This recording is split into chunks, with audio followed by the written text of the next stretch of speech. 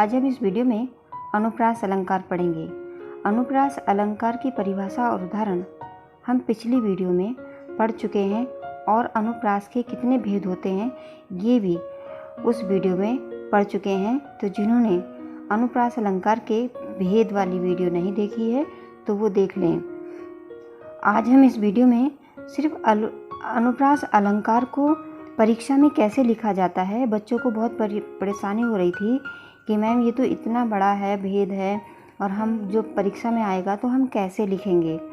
तो उन बच्चों के लिए जिनको समझ में नहीं आया कि वो परीक्षा में कैसे लिखेंगे, कैसे प्रश्न आएगा, तो उनके लिए ये वीडियो बनाई गई है और अच्छी तरह से समझ में भी आ जाएगा कि परीक्षा में किस प्रकार से लिखें। क्योंकि परीक्षा में लिखना बहुत ज़रूरी है, क्योंकि क्या भले ही आपको बहुत अच्छी तरह से समझ में आता हो, लेकिन अगर आप उसका उत्तर परीक्षा में अच्छी तरह से नहीं लिखेंगे तो अच्छे नंबर नहीं ला पाएंगे।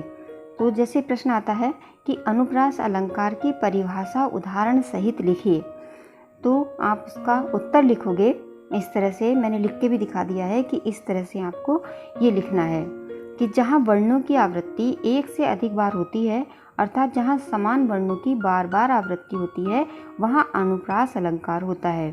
इस प्रकार से आपको लिखना है और फिर उसका उदाहरण देना है।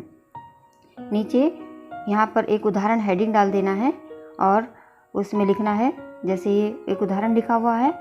और ये ही नहीं, अगर आपको बहुत सरल सा कोई और उदाहरण याद आए तो आप वो भी लिख सकते हैं।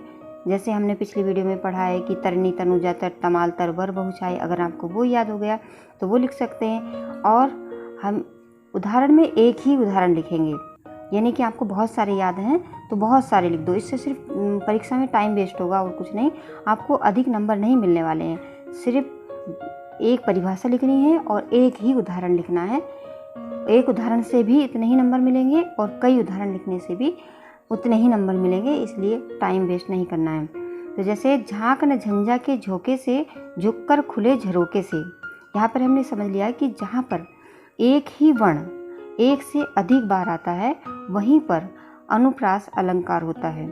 जैसे ये शब्द है झांक, झांक में झा, झंझा में झा, झोंके में झा, झुककर में झा और झरोके में झा। तो यहाँ पर एक ही वर्ण की आवृत्ति 5 बार हो रही है, इसलिए यहाँ पर अनुप्रास अलंकार है। तो अनुप्रास अलंकार को समझना बहुत ही आसान है कि जहाँ पर एक वर्ण की आवृत्ति एक से अधिक बार होती है, अर्थात एक ही अक्षर बार बार आ रहा होता है, तो वहाँ पर अनुप्रास अलंकार होता है। जैसे एक और उदाहरण ये हमने लिखा है, रघुपति राघव राजा राम। अब यहाँ पे देखिए, रघुपति का रा है, राघव का रा है, राजा का रा है और राम का रा है।